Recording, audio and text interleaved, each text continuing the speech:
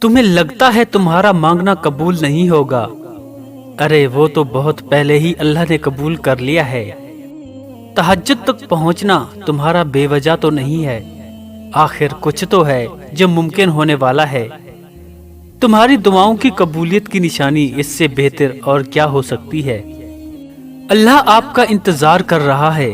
یقین جانیے یہ درد کا ڈھیر، ان گنت آرزوئیں، یہ تمہارے غم اور تمہاری ہر دعا کا جواب رات کے 1/3 حصے میں ملے گا۔ اگر فوراً تمہاری دعا سن لیتا تو کیا تم سجدے کا مزہ چکھ پاتے، اس کی محبت کی لذت، قبولیت کا اہمیت جان پاتے؟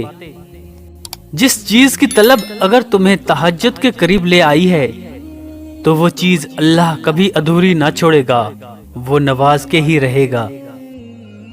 اگر تو کوئی دعا تمہیں تہجد تک لے گئی ہے تو جان لو تمہاری دعاؤں کی قبولیت ہو چکی ہے۔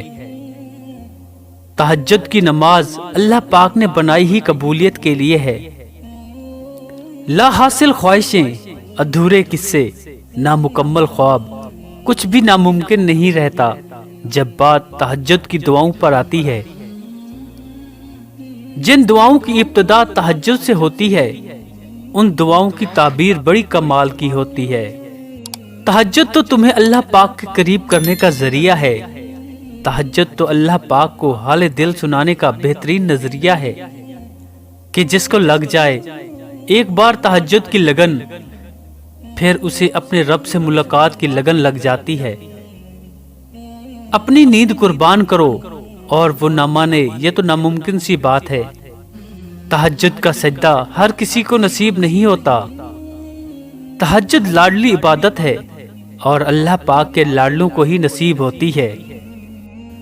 اگر راستے بند نظر آ رہے ہیں اور قدم تہجد کی طرف جا رہے ہیں تو جان لو تمہارے رب نے تمہیں تہجد کے لیے چن لیا ہے۔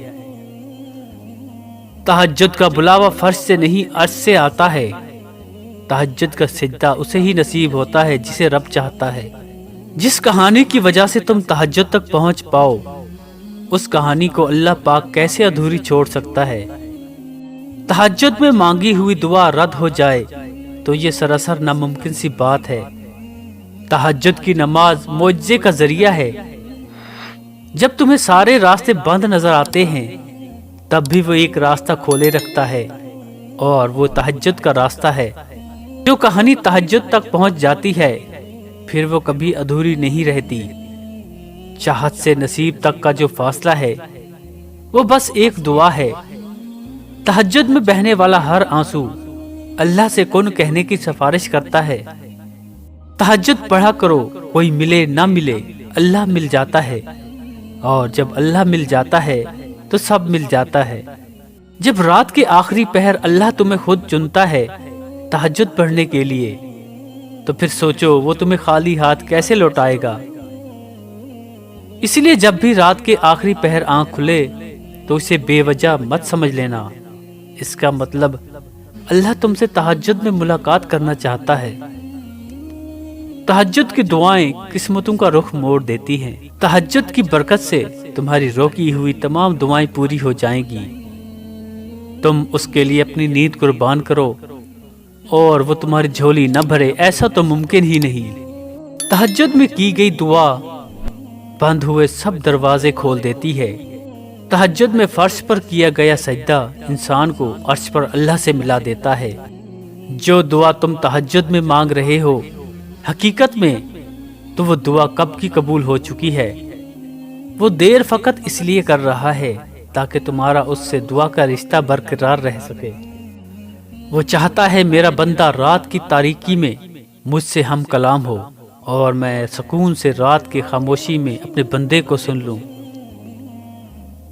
بات تہجد کی ہے تو ذرا محبت سے سنیے گا۔ تہجد کی نماز وہ واحد نماز ہے جو مؤذن کی نہیں بلکہ دل کی اذان پر پڑھی جاتی ہے۔ ادھورے قصے تو اللہ پاک نے تہجد کے لیے چھوڑے ہوتے ہیں تاکہ تم آؤ، اسے مناؤ اور اپنی مرادیں پالو۔ جب تمہیں کہیں سے کوئی امید نہیں رہتی تب وہ تمہیں تہجد کی لگن لگا دیتا ہے۔ اور ایک نئی امید سے جوڑ دیتا ہے، اور پھر تم جان جاتے ہو کہ جو درد دن کے اجالوں میں نہیں سمٹ پاتا وہ رات کی تاریکیوں میں سمٹ جاتا ہے۔ تہجد اتنی قیمتی ہے، اگر اللہ ہمیں نہ دیتا تو ہم کبھی سمجھ ہی نہ پاتے کہ اللہ کی محبت کس کو کہتے ہیں۔ تم روشنیوں کے رب کو رات کے اندھیروں میں پکارو، وہ تمہیں بھی معجزوں کی صبح عطا کر کے راضی کر دے گا۔ اگر تہجد میں کوئی خاص بات نہ ہوتی، کیوں اللہ تہجد پڑھنے والوں کے لیے پہلے آسمان پر آتا، صرف یہ پوچھنے کے لیے کہ تمہیں کیا چاہیے؟ اللہ ان کی دعائیں 7ویں آسمان پر بھی سن سکتا تھا، لیکن پھر بھی ان سے ملاقات کے لیے تشریف لاتا ہے۔ اللہ تعالیٰ تہجد پڑھنے والوں کو بہت خاص رکھتا ہے۔ اب اللہ 7ویں آسمان سے پہلے آسمان پر اپنے بندوں کو خالی ہاتھ لوٹانے تھوڑی آتا ہے۔ تو اگر درد رات بھر سونے نہیں دیتا تو جان لو کہ وہ منتظر ہے تمہارا، ابھی بھی اس کو انتظار ہے تمہاری دعاؤں کا۔ مانگ لو، ابھی بھی کچھ نہیں بگڑا، ابھی بھی وہ سب ہو سکتا ہے جو تم چاہتے ہو، ابھی بھی وہ سب مل سکتا ہے جو تم مانگتے ہو، ابھی بھی قبولیت کی یہ گھڑی باقی ہے، ابھی بھی تہجد کا پلڑا مقدر پر بھاری ہے۔